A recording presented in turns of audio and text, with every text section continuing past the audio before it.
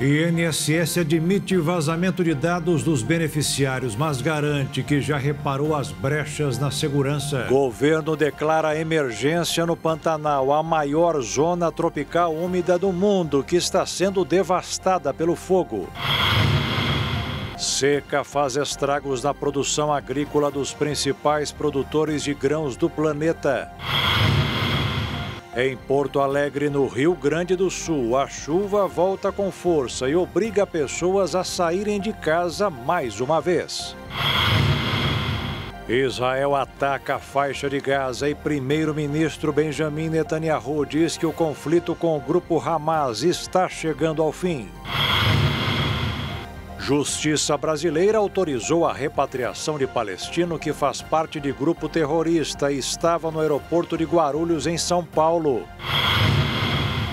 Pais criam grupo em redes sociais para incentivar filhos a se desconectarem das redes sociais e usarem celular apenas para fazer ligações.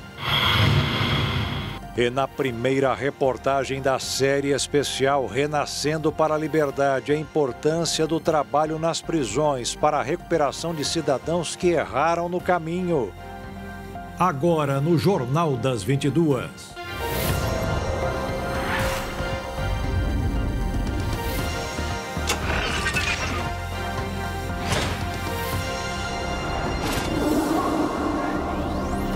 Olá, boa noite.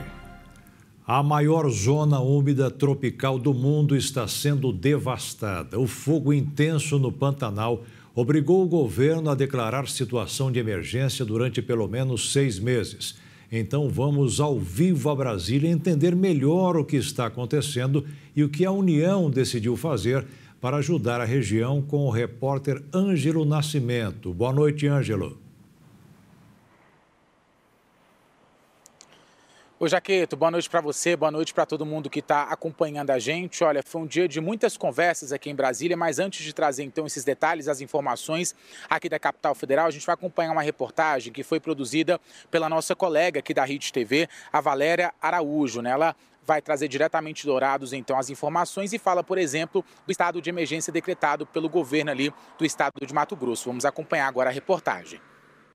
A situação de emergência foi decretada em função de vários fatores, entre eles o período de seca que Mato Grosso do Sul vem enfrentando, com estiagem prolongada em grande parte do território, o que acarretou em aumento dos focos de calor. Também os impactos das queimadas para a agropecuária pantaneira, com prejuízos expressivos, tanto nas perdas econômicas quanto na questão ambiental, em relação à vegetação, solo, fauna, bens materiais e segurança da vida humana. O decreto publicado hoje no Diário Oficial do Estado tem o prazo de 180 dias. Neste período fica autorizada a mobilização de todos os órgãos estaduais para atuarem sob coordenação da Defesa Civil do Estado em ações que envolvem respostas ao desastre ambiental, além da reabilitação, em alguns casos, até da reconstrução das áreas afetadas. Em caso de risco iminente, os agentes poderão entrar nas casas para prestar socorro, determinar a evacuação e usar propriedades particulares. Ficam dispensadas as realizações de licitações nos casos de emergência ou calamidade pública, quando caracterizada a urgência, para não comprometer a continuidade dos trabalhos em relação a obras, aquisição de equipamentos e serviços. As equipes do governo do estado continuam fazendo um trabalho coordenado e integrado pelo ar com aeronaves e helicópteros e no solo com bombeiros e brigadistas, além da cooperação dos pantaneiros para chegar aos locais com focos de incêndio e realizar o combate. Até o momento, a área queimada no bioma alcançou 627 mil hectares, sendo 480 mil em Mato Grosso do Sul e 148 mil em Mato Grosso, de acordo com dados da Universidade Federal do Rio de Janeiro. Esses números já ultrapassam os registrados em 2020, ano que marcou um recorde de devastação na região. Jaqueto, o governo federal, por outro lado, já confirmou o envio de 7 aeronaves para ajudar, então, no combate às chamas no bioma Pantanal. Desse total, 4 aeronaves do Exército e 3 do ICMBio, o Instituto Chico Mendes de Conservação e também da Biodiversidade. A expectativa também é que nos próximos dias o governo federal possa enviar 50 homens da Força Nacional para que eles possam auxiliar no trabalho ali terrestre. Até então, o governo de Mato Grosso vem trabalhando com 2 helicópteros em uma aeronave nesse combate às chamas. É um reforço bastante importante. O detalhe importante também é que ao todo o IBAMA dispõe de 2.108 brigadistas e o ICMBio de 913. O governo federal pretende aumentar esse quantitativo para 4.000 ainda neste ano, porque a maioria trabalha na modalidade de contrato temporário também em situação emergencial. Por enquanto, ainda não há previsão, melhor dizendo, ou um detalhamento para o envio desse pessoal. No Pantanal, por exemplo, atuam hoje 300 brigadistas do IBAMA e ao menos 48 do ICMBio. A simplificação, então, dos contratos desses profissionais foi anunciada no início deste mês pelo governo e também ainda não há um detalhamento. Conforme também dados do Ministério do Meio Ambiente, em 2023, falando um pouquinho de dinheiro, né, aplicação de verba, o IBAMA executou quase 83 milhões em ações de prevenção e combate a incêndios florestais, quase o valor total de 83 milhões previstos no orçamento. Para este ano, então, o valor previsto aí para essas ações, né, em relação ao combate a incêndios florestais é de pelo menos 85 milhões de reais. Além disso, 19 ministérios estão trabalhando em conjunto aqui em Brasília justamente para desenvolver ações. Eles também estão olhando para a situação não só do Pantanal, mas também ali da floresta amazônica. Um outro ponto importante é que o governo federal também tem um pacto ali juntamente com os estados do Pantanal para a cooperação entre os estados e também estratégias de combate integrada. Jaqueto. E os presídios brasileiros têm superlotação, surtos de doenças, rebeliões e ações comandadas pelo crime organizado. O antídoto para esta situação pode estar na terapia da ressocialização dos presos através do trabalho. É o que mostra a primeira reportagem da série Renascendo para a Liberdade. Penitenciária Estadual de Dourados, maior presídio de Mato Grosso do Sul, construída na década de 90 com capacidade para 700 detentos. População carcerária atual, 2.604 custodiados. Assim como a maioria das unidades prisionais do país, a PED já foi notícia por fuga de presos, assim como motins e rebeliões, como a que aconteceu no Dia das Mães de 2006, quando ainda era denominada PAC, Penitenciária Rainha Amorim Costa. Um de cada vez para ter controle, sem baderna, na tranquilidade, ok?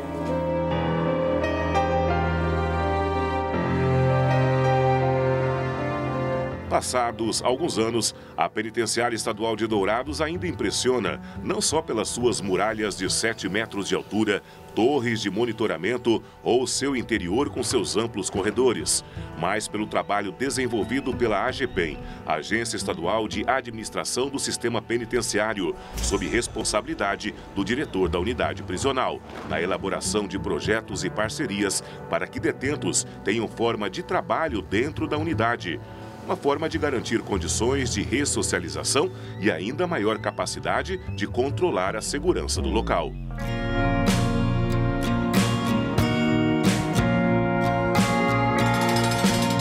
O trabalho prisional traz para o preso vários benefícios, principalmente a disciplina, na qual ele é selecionado através de um perfil, ele é classificado, né? E através desse perfil nós selecionamos ele para o trabalho prisional. O benefício é a qualificação profissional, que ele sai daqui qualificado para o trabalho externo, né? Para um trabalho quando ele tiver aí a liberdade.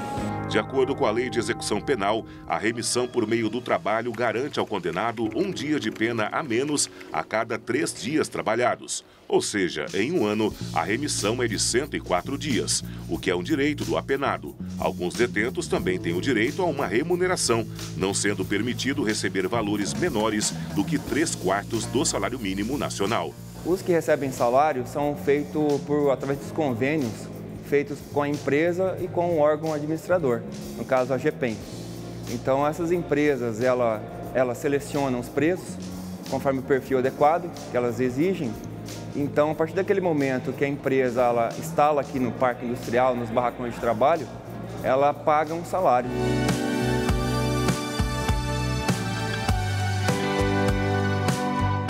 O trabalho de presos gera economia de 49 milhões de reais por ano aos cofres públicos do estado. De acordo com a AGEPEM, atualmente em Mato Grosso do Sul são 6.124 presos trabalhando nos regimes fechado, semiaberto e aberto, que têm as suas penas reduzidas com o trabalho. E com menos dias encarcerados, os presos geram menos custos ao estado, sendo que o gasto médio mensal do preso é de R$ 2.300. Desta forma, os convênios se tornam cada vez mais importantes e podem ser feitos através da AGEPEM.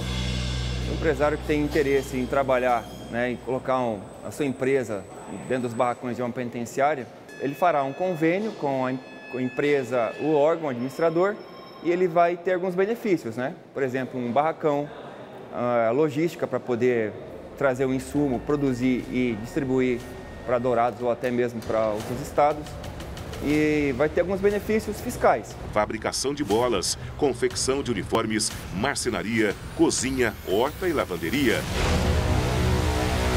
E a esperança daqueles que buscam a transformação para a liberdade. Eu estou preso já há 5 anos. E qual que foi o crime que você cometeu? Homicídio. E qual que foi a sua pena? Minha pena foi 14 anos. Eu já estou 3 anos e 5 meses, doutor. E qual que foi o motivo?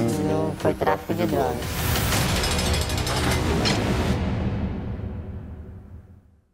E veja a seguir, INSS admite vazamento de dados dos beneficiários, mas garante que já reparou as brechas na segurança. E seca faz estragos na produção agrícola dos principais produtores de grãos do mundo.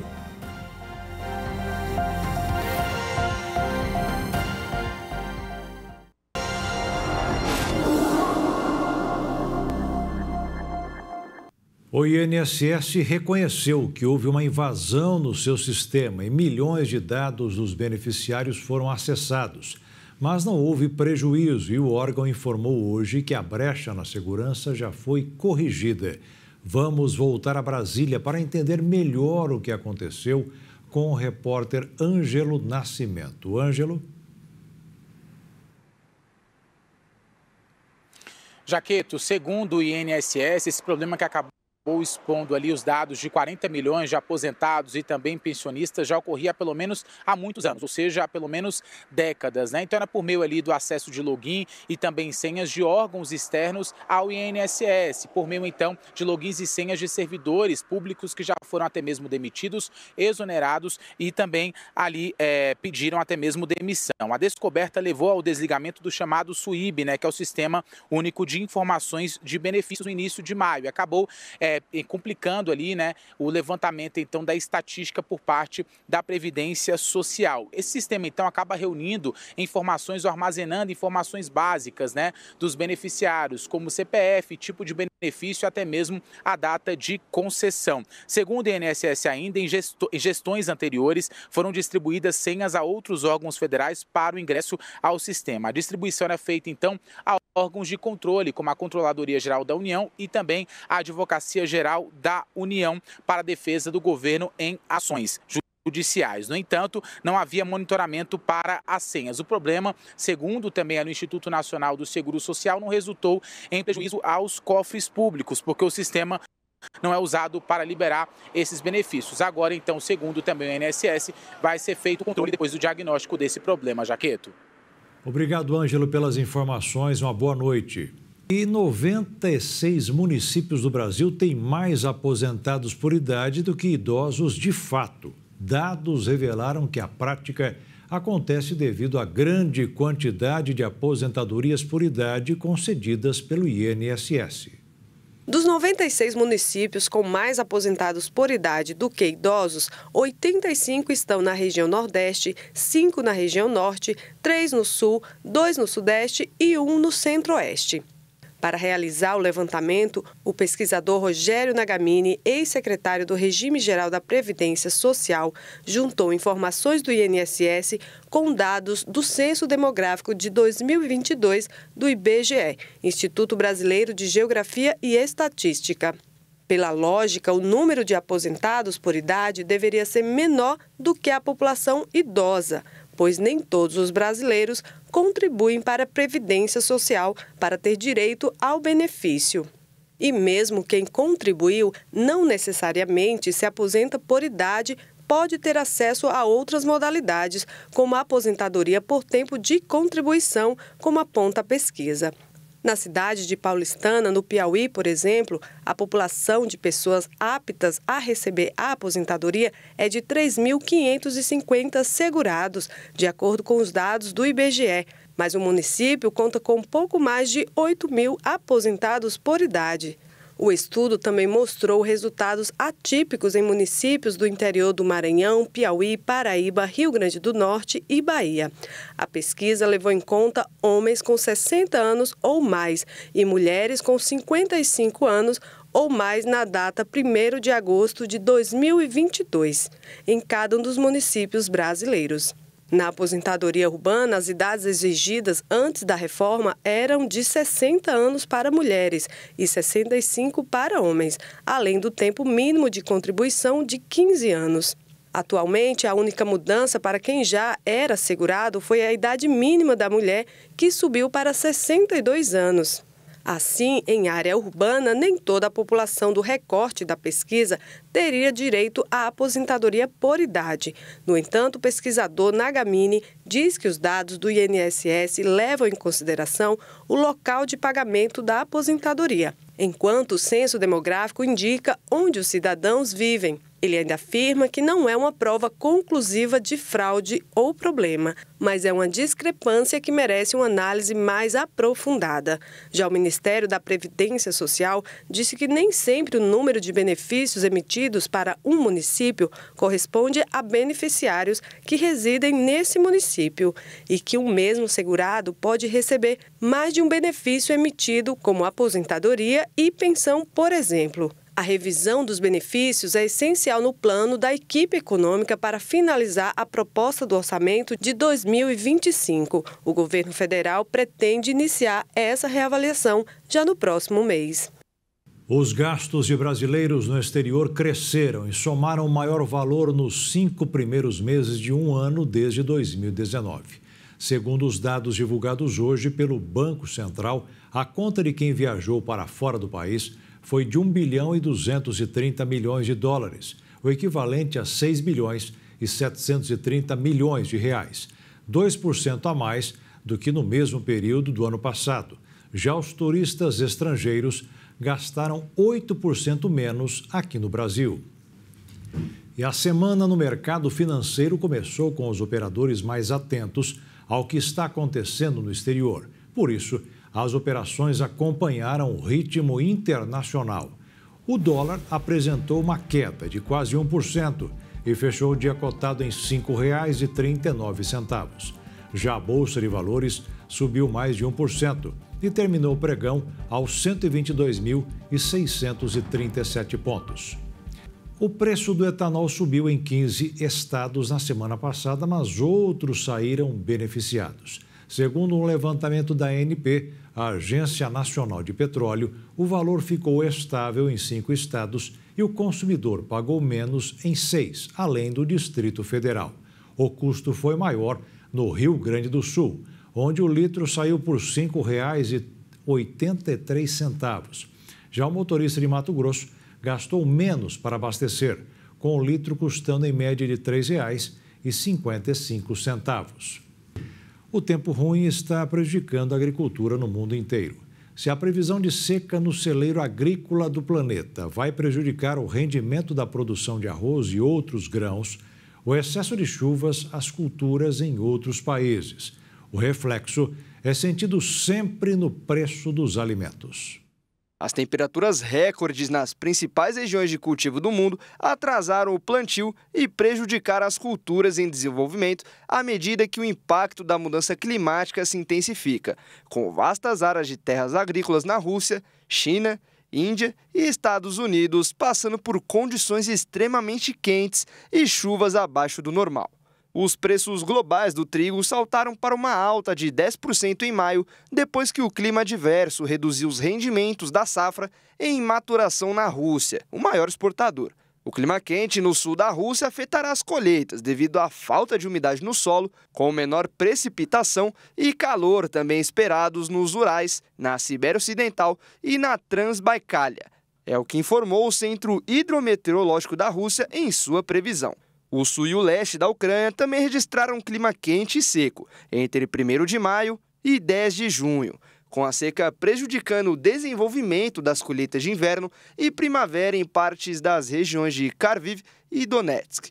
O mês de maio na Ucrânia acabou sendo um dos mais secos dos últimos 30 anos, o que em particular na primavera em Zitomir o granizo resultou em danos às culturas de milho, soja e girassol. Nos Estados Unidos, um dos principais exportadores de alimentos, o calor intenso tomou conta de partes da costa leste, enquanto as chuvas excessivas na principal região de cultivo do meio-oeste e as previsões de mais tempo úmido aumentaram os temores de enchentes. O foco está mudando de calor para o excesso de chuva, o que pode resultar em inundações nas áreas produtoras de milho e soja, especialmente no meio-oeste superior. Já na Ásia, a expectativa é de que as chuvas abundantes aliviem a severa seca em partes da China, um dos maiores compradores de soja. Com isso, o país deve se recuperar, impulsionando a agricultura como o maior exportador de arroz do mundo e principal importador de óleo comestível. A China espera que o clima fique normal ou ligeiramente acima do normal no período de julho a setembro, o que será benéfico para as plantações.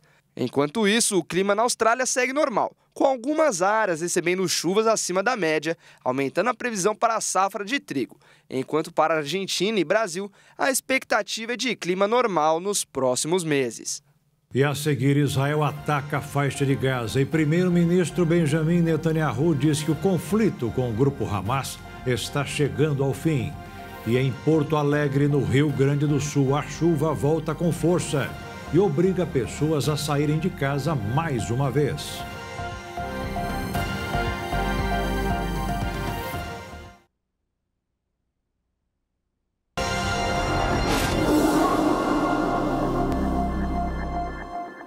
Pelo menos 60 pessoas precisaram sair novamente de casa em Eldorado do Sul, na região metropolitana de Porto Alegre.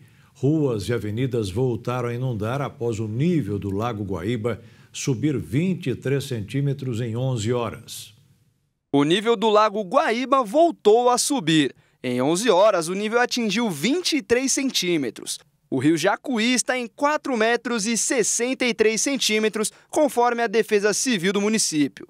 A cota de alerta é de 5 metros e a de inundação de 6 metros. A oscilação se dá em razão da chuva que atingiu a região no final de semana. Equipes da Defesa Civil têm circulado pela cidade em carros para ajudar no resgate de pessoas que precisem de ajuda. 60 moradores de Eldorado do Sul, na região metropolitana de Porto Alegre, tiveram que sair de suas casas entre a noite de domingo e na manhã de hoje. A Defesa Civil do Rio Grande do Sul registrou 177 óbitos em razão da catástrofe ambiental que assola o estado desde o final de abril. Há 37 pessoas desaparecidas e mais de 800 pessoas ficaram feridas durante as enchentes e há mais de 10 mil pessoas fora de casa. Em maio deste ano, mais de 90% dos municípios gaúchos foram inundados pelas águas que vieram do rio Jacuí e desceram para o Lago Guaíba. A Prefeitura de São Paulo distribui todo dia 2.600.000 refeições. Comida que vai para vários programas, desde escolas até moradores de rua ou de comunidades. O número foi revelado a mim pelo prefeito Ricardo Nunes, do MDB, durante uma visita à sede da Rede Internacional de Televisão. E eu também quis saber como estão as obras na cidade. Prefeito, a propaganda da Prefeitura é que existem 1.800 obras em andamento. E São Paulo é a terra da velocidade e do empreendedorismo. Não precisa de mais agilidade? Olha, a gente sempre precisa, porque São Paulo, né, tem o simbolismo de ser a cidade do trabalho, do desenvolvimento.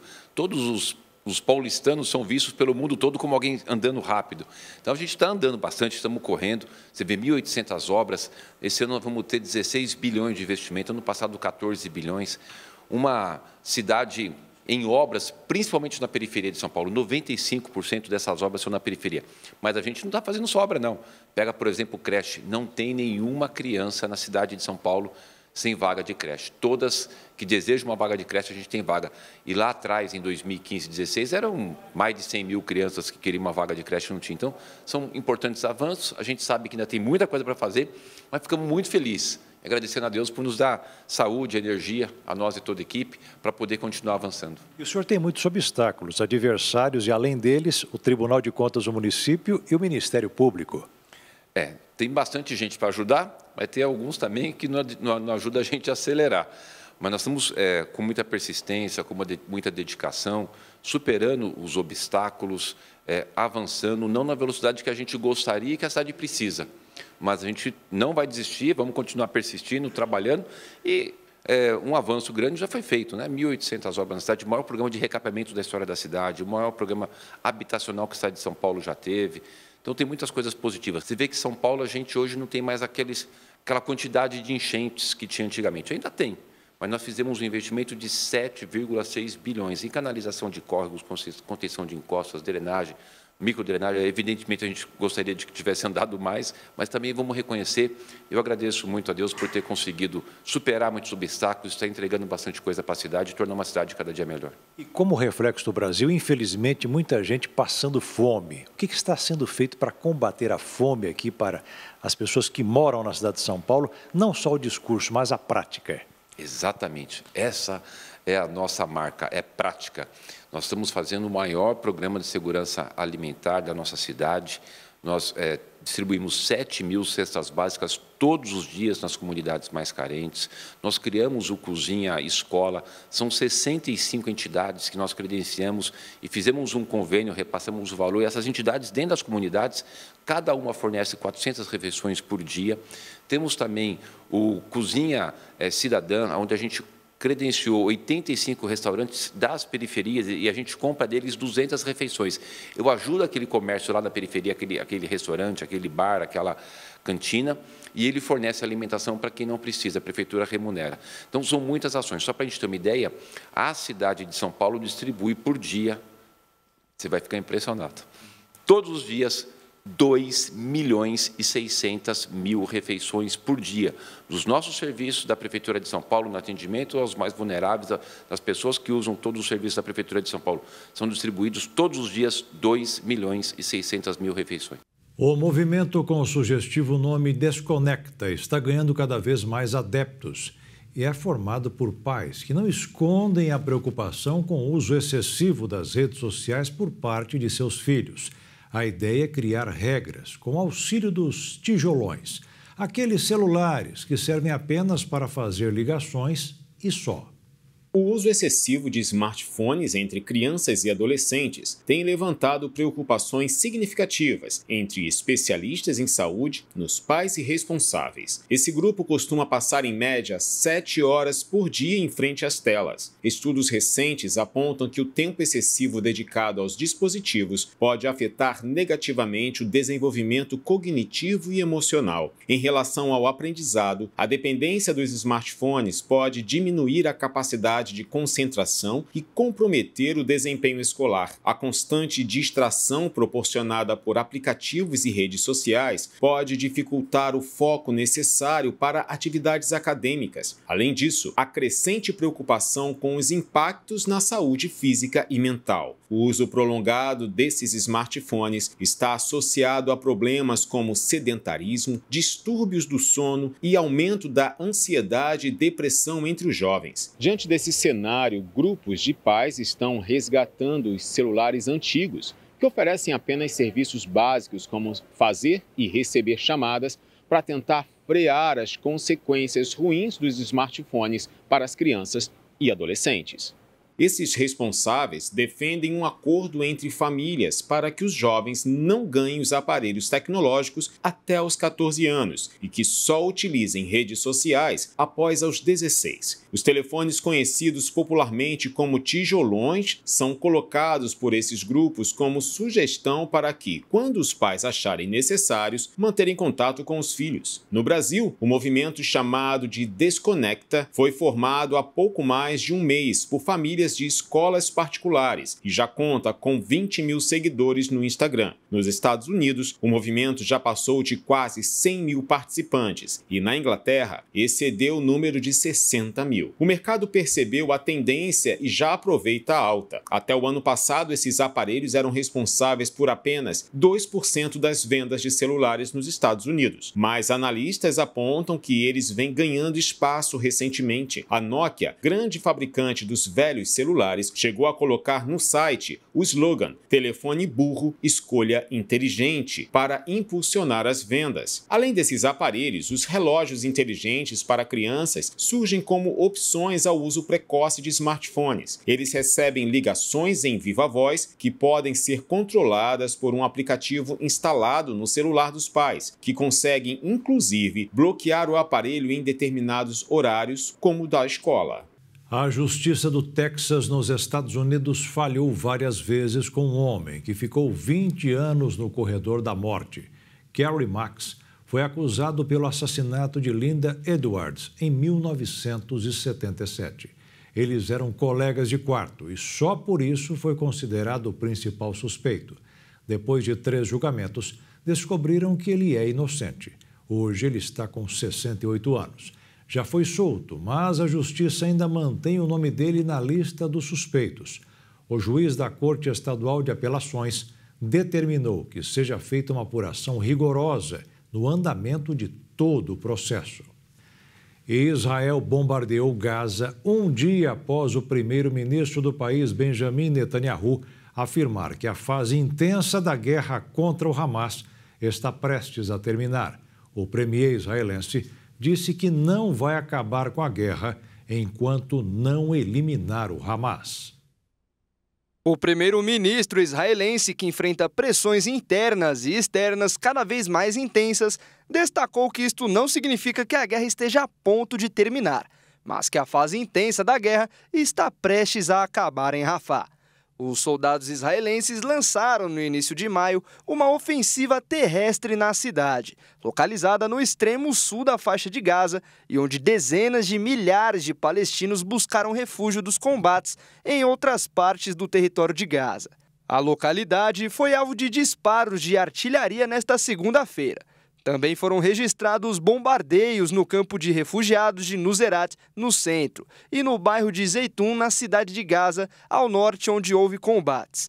Além da ofensiva militar, Israel impôs um cerco a Gaza que impede a entrada de alimentos, combustíveis, água e medicamentos. A ONU alerta de maneira reiterada para os riscos de fome enfrentados pelos 2.400.000 habitantes da faixa de Gaza. Netanyahu declarou que após o final da fase intensa em Rafah, poderemos deslocar algumas forças para o norte, na fronteira com o Líbano, onde suas tropas mantêm trocas de tiros quase diárias com o movimento islamista Hezbollah. O exército israelense e o Fórum das Famílias de Reféns confirmaram nesta segunda-feira a morte de um militar beduíno vítima do ataque do Hamas, cujo corpo foi levado para Gaza. O governo israelense enfrenta grandes manifestações que exigem eleições antecipadas e o retorno dos reféns. O governo de Netanyahu enfrenta uma forte pressão interna. Mais de 150.000 pessoas protestaram em Tel Aviv para exigir eleições antecipadas. O Fórum das Famílias de Reféns condenou as declarações do primeiro-ministro israelense e disse que o fim dos combates em Gaza sem a libertação dos sequestrados constituiria um fracasso nacional sem precedentes. O primeiro-ministro de Israel, Benjamin Netanyahu, voltou a criticar os Estados Unidos, principal aliado de Tel Aviv na comunidade internacional, dizendo que houve uma queda dramática no envio de munições a Israel há 4 meses e que, por semanas, pediram aos ex-americanos que acelerem a entrega. A Casa Branca rebateu as declarações de Netanyahu e negou que haja qualquer mudança no ritmo da entrega de equipamentos militares a Tel Aviv. A Justiça Federal decidiu repatriar palestino de 37 anos após a PF apontar suposta ligação dele com o Hamas, grupo que fez um ataque terrorista em Israel em outubro de 2023. O Instituto Brasil-Palestina disse que a retenção dele em São Paulo foi absurda. A Justiça Federal de São Paulo decidiu autorizar neste domingo a deportação do palestino Muslim Abumar, de 37 anos, que estava retido no aeroporto de Guarulhos desde sexta-feira da semana passada. O motivo era por suspeita de ligação com um grupo terrorista. Na noite de hoje, ele embarcou em um voo para Doha, no Catar, que seguirá depois para a Malásia, de onde ele partiu na última semana. A juíza plantonista Milena Cunha decidiu revogar a liminar que havia concedido ontem para impedir a extradição, enquanto a Polícia Federal não fornecesse mais explicações sobre a apreensão do palestino. A PF mostrou à Justiça que Abumar consta em uma lista de pessoas ligadas ao Hamas, grupo responsável por um ataque terrorista que matou mais de 1.000 pessoas em Israel em outubro de 2023 e desencadeou uma guerra na faixa de Gaza desde então. Acompanhado do filho pequeno, da mulher grávida e da sogra, o palestino foi barrado pela Polícia Federal quando desembarcou no Brasil, vindo da Malásia. Na ocasião, ele recebeu um documento de inadmissão dos agentes. De acordo com a PF, eles resolveram voltar hoje por vontade própria, depois que souberam da decisão judicial. A defesa de Abumar e associações palestinas questionaram a ação da PF, afirmando que ele não tem relação com grupos terroristas e que não há nenhuma acusação formal contra ele.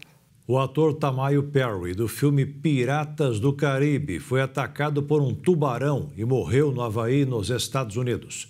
O ator de 43 anos foi atingido enquanto surfava neste domingo. O serviço médico de emergência foi chamado e, quando chegou, encontrou o corpo de Perry machucado por várias mordidas de tubarão. Mesmo socorrido, ele não resistiu. Algumas pessoas afirmaram que viram Perry surfar perto da costa antes do acidente. Tamayo nasceu no Havaí e começou a surfar aos 12 anos. Ele era conhecido como surfista profissional e, desde 2016, atuava como socorrista local. Um de seus maiores trabalhos como ator foi no 4º filme da franquia Piratas do Caribe, em 2011. Além desse, ele também participou de Onda dos Sonhos. Os veículos locais lamentam a morte de Tamayo e afirmam que era um homem lendário da água e muito respeitado. E veja a seguir. Rodada de fim de semana do Campeonato Brasileiro terminou com a demissão de 2 técnicos de futebol.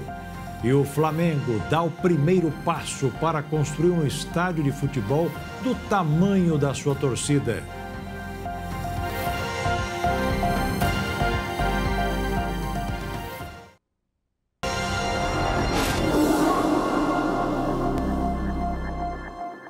A produção global de plástico cresceu mais do que a de qualquer outro material e aumentou 4 vezes nos últimos 30 anos.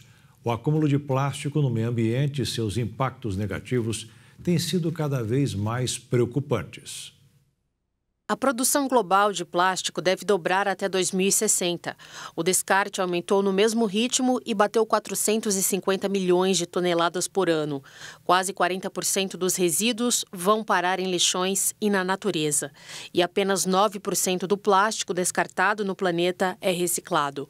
O restante deste material é queimado ou enterrado. E outra parte vai parar na natureza, gerando poluentes químicos que contaminam o ar, o solo e a água.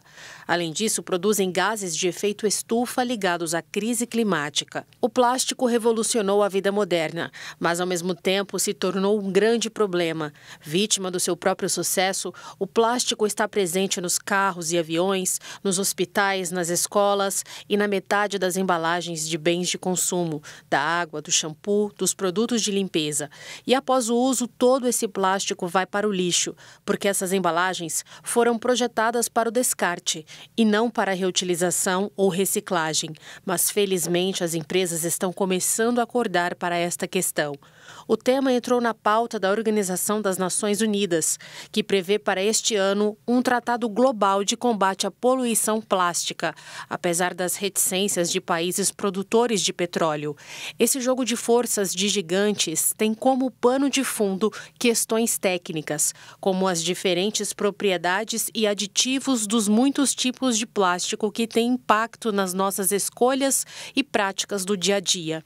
Enquanto pesquisas e preocupações avançam, tem gente de olho em novos materiais que possam substituir o plástico e que possam torná-lo compostável ou biodegradável na prática. O Ministério da Saúde autorizou estados e municípios a ampliarem o público-alvo da campanha de vacinação contra a dengue. A medida vale para locais que tenham imunizantes prestes a vencer. Estados e municípios que ainda tenham imunizantes de lotes com vencimento até 30 de junho e 31 de julho foram autorizados a incluir no público-alvo da campanha de vacinação contra a dengue crianças e adolescentes de 6 a 16 anos. Atualmente, a campanha de imunização é voltada para pessoas de 10 a 14 anos. Se a estratégia não permitir o uso oportuno das doses, as secretarias de saúde poderão lançar campanhas para a imunização, a aplicação dessas doses para de pessoas de 4 a 59 anos, idade recomendada pela fabricante da vacina utilizada no Sistema Único de Saúde. A ampliação temporária do público-alvo já havia sido adotada em abril, diante da baixa procura e da proximidade do vencimento de lotes. À época, a medida serviu para evitar o desperdício de imunizantes com validade até 30 de abril. O Ministério da Saúde não informou os locais e nem quantas doses estão disponíveis com vencimento em junho e julho. Ao todo, o Ministério da Saúde estima que o Brasil vai receber 6,5 milhões de doses de vacinas contra a dengue ainda neste ano. Segundo a pasta, mesmo com a ampliação temporária, os governos locais devem adotar estratégias para a garantia de aplicação da segunda dose do imunizante. O fim de semana não foi muito bom para 2 técnicos do Campeonato Brasileiro. No Fluminense, Fernando Diniz foi demitido hoje, depois de um começo bem ruim no comando do time. E no Atlético Paranaense, o técnico Cuca achou melhor ele mesmo pedir para sair. Em uma hora como esta, o currículo não conta. Fernando Diniz foi técnico interino da seleção brasileira e no ano passado conquistou junto com o time do Fluminense o título de campeão da Libertadores. Legal, mas este ano o tricolor carioca está na lanterna do Brasileirão com apenas 6 pontos. E com o cargo em aberto, o auxiliar técnico Marcão vai assumir a liderança do grupo para o confronto contra o Vitória na quinta-feira. Além disso, o Flu também vai disputar as oitavas da Copa do Brasil e da Libertadores. Outro clube que está com o cargo de treinador disponível é o Atlético Paranaense. Depois de mais um empate, desta vez em 1-1, o treinador pediu para sair do clube. E esse é o 3º jogo seguido que o Furacão está vencendo e leva um gol nos acréscimos do segundo tempo. E agora o Diniz está na mira do Furacão. Ele já trabalhou no Atlético em 2018, mas o retrospecto não foi muito bom. Apenas 2 vitórias em 12 partidas. E deixou o clube na 19ª posição do Brasileirão.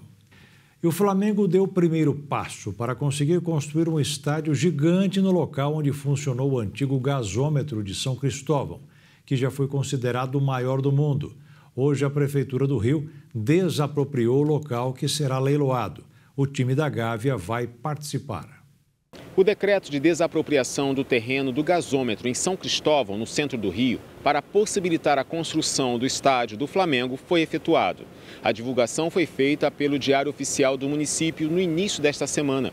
O prefeito Eduardo Paes diz que trata-se de uma desapropriação por leilão em raste pública, o que significa que o terreno será leiloado de forma judicial, com o valor mínimo estabelecido e uma série de obrigatoriedades de quem vai construir no local. O terreno tem 88,3 mil metros quadrados e fica ao lado da rodoviária Novo Rio e do terminal intermodal Gentileza, aquele que conecta os serviços do BRT, VLT e dos ônibus municipais. O terreno do imóvel pertence a um fundo de investimentos gerido pela Caixa Econômica Federal. A desapropriação do terreno privado por parte do Poder Executivo está prevista na Constituição e há uma série de requisitos legais para tal. Mas, resumidamente, a medida é possível desde que haja interesse público e pagamento da indenização prévia justa e em dinheiro. A Prefeitura vai indenizar a Caixa Econômica num valor entre 146 a 176 milhões de reais, que deve ser o valor mínimo ofertado no leilão. O prefeito afirmou que entre as obrigações feitas ao vendedor do leilão estão a construção de um estádio, de um centro de convenções e outros equipamentos. Em nota, o Clube dos Regatas do Flamengo se manifestou favorável à decisão da prefeitura. O Ministério Mulheres que Vencem realizou no último sábado um grande encontro na sede da Igreja Internacional da Graça de Deus em São Paulo, para receber a grande quantidade de mulheres vindas de várias partes do estado. O evento aconteceu em 2 horários.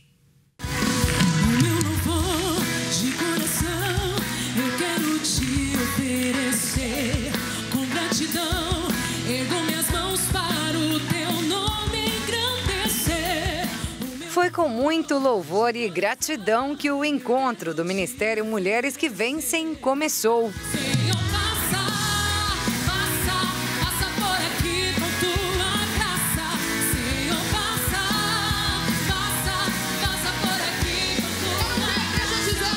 O chamado foi ouvido e o Senhor se fez presente na sede da Igreja Internacional da Graça de Deus em São Paulo. Você tem um Deus poderoso. Ele está passando aqui, mas Ele também está passando na tua casa. Ele está passando na tua vizinhança. Ele está passando no teu trabalho. Posso te chamar de pai. Diga pra Ele. Posso te chamar meu pai. Atende ao que clama, não nos engana. Tu és amado, meu Senhor. Quem tem Deus como Pai se arrepende de todo o coração, explicou o missionário R.R. Soares a essas centenas de mulheres.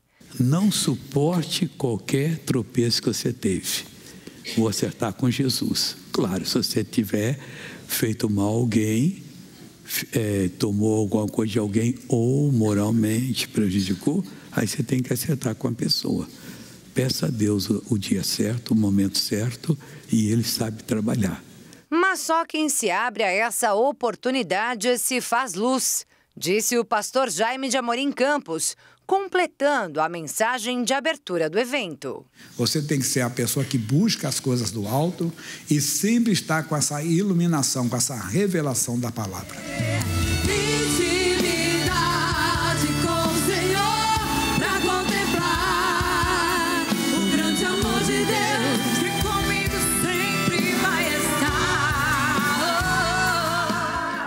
É dessa intimidade que nasce um novo espírito.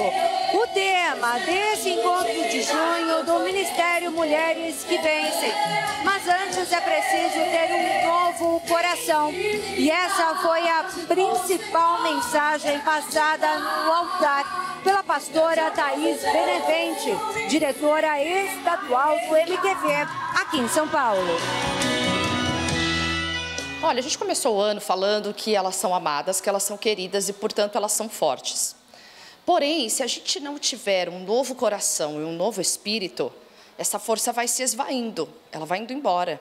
Então, ela fica só com base nas emoções. Então, ai, que legal, descobri que eu sou amada, o Senhor me ama, enfim. E aí, o que acontece? Quando essa pessoa não entender, enquanto ela não entender que ela precisa de um novo espírito e um novo coração, ela vai perder facilmente essas forças, né? Então, é sobre isso que a gente vai falar. Quem tem um coração novo, começa a ouvir a voz de Jesus. Não adianta, você pode estar 30, 40, 60 anos dentro dessa igreja. Coração velho, coração de pedra, não ouve a voz do Senhor. Não está ouvindo a voz do Senhor? Senhor, eu quero esse coração novo, misericórdia. Ao final do culto, a certeza. O objetivo do encontro foi mesmo alcançado. Os corações de pedras saíram e entrou um coração de carne cheio do Espírito do Senhor Jesus. Mais um coração novo que Jesus me deu. Estou muito feliz por estar aqui, por participar. Antes eu ficava no banco sentada, hoje não estou mais, estou em pé. Jesus me levantou, né, para essa grande obra e eu creio que eu tenho muito mais para fazer. E hoje Ele renovou meu coração em nome de Jesus Cristo. Foram muitos os testemunhos de libertação e cura espiritual e física. Eu estava sentindo dor no braço, só que aí, na hora que estava fazendo a oração, a pastora Thaís Brevete queimou, doía demais. Eu falei, meu Deus, mas não é impossível. Daqui a pouco eu falei, não, estou curada, sarada, para a glória de Deus. E aonde o Espírito de Deus está, há poder. Há poder, há poder, há poder. O próximo encontro do Ministério Mulheres que Vencem em São Paulo já está marcado. O evento será em setembro. E você, mulher, já está convidada. Setembro tem novidade, eu não posso falar muito, mas eu sei que é muita bênção que essas mulheres vão receber, pode ter certeza. Na porta, na rua, em pé no saguão, aonde você estiver, o poder de Deus te visita agora. O poder de Deus te visita agora. O poder de Deus te visita agora. Seja cheia do Espírito Santo. E o Jornal das 22 termina aqui. Uma boa noite para você, excelente semana, fique na paz. Tchau.